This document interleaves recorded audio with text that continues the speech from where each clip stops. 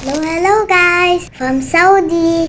For today's video, kakain tayo ng shawarma! Hello guys! Parang nagkikrave ako ng shawarma ngayon, kaya tinawagan ko si Daddy. Sabi ko sa kanya, baka pwedeng mag-shawarma na lang kami kasi hindi rin ako nakapagluto. At sabi niya, magbihis na daw kami. Kaya heto na kami, real quick! Itong shawarma talaga ang isa sa pinakamasarap at pinakapangkaraniwang pagkain dito sa Saudi.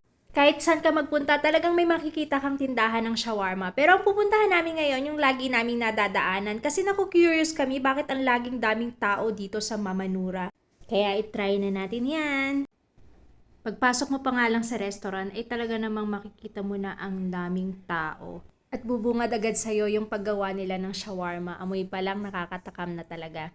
Nakapag-order na kami, medyo maghihintay lang kami kasi nga ang daming tao at gagawin pa lang yung order namin. At nag-order na rin kami ng cheese pie para kay Fian. Ganyan nga pala nila yung ginagawa at dyan nila niluluto sa pugon. At habang naghihintay kami, nagulat na lang ako, may nagbigay ng gift kay Fian. Binigyan siya ng fries. Alam nyo ba guys, kahit saan talaga magpunta itong si Fian at si Aiden, laging may nagbibigay sa kanila ng kung ano-anong gift, kung hindi laruan, pagkain. Sobrang nakaka-touch. At yan nga pala, pipili na rin kami ng juice. Nag-order lang ako dyan ng pomegranate juice para sa amin ni Daddy at mixed fruit naman para kay Fian. Marami pa silang ibang menu dito pero yung shawarma talaga yung pinunta namin. Kaya ito lang muna yung itatry namin. Tama lang yung size ng shawarma nila guys para sa kagaya ko na hindi masyadong malakas kumain. Okay na okay siya. At ito na nga ang shawarma.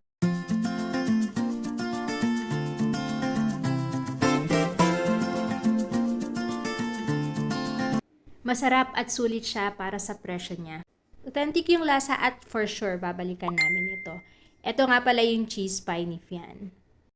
Mukha namang nagustuhan ni Daddy at si Fian, nag-e-enjoy din siya sa food niya. At syempre, tingnan din natin na reaction ni Bunso, diba? Tuwang-tuwa rin siya. Masarap talaga.